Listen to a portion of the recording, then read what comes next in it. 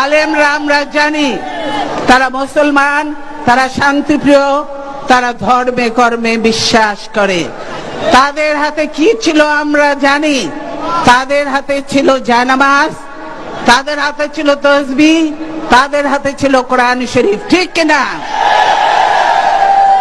এই আলেমদেরকে তারা বলেছিল তাদের নেতা আল্লামা শফি সাহেব না আসা পর্যন্ত তারা সেখানে অবস্থান করবেন, এবং তিনি এসে বক্তব্য দিলে তেনার নির্দেশ শুনে তিনার যার যার জায়গায় ফিরে যাবেন। ঠিক বলছি আমি?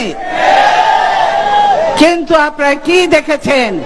সেদিন রাত্রে, ওই দিন শেষ রাত্রে দিকে এই আওয়ামী লীগ এই আলেমদের উপরে হামলা করলো, আগ্নেয়াস্ত্র দিয়ে হামলা করে বহু আলেম এতিমকে তারা হত্যা করেছে, ঠিক কিনা?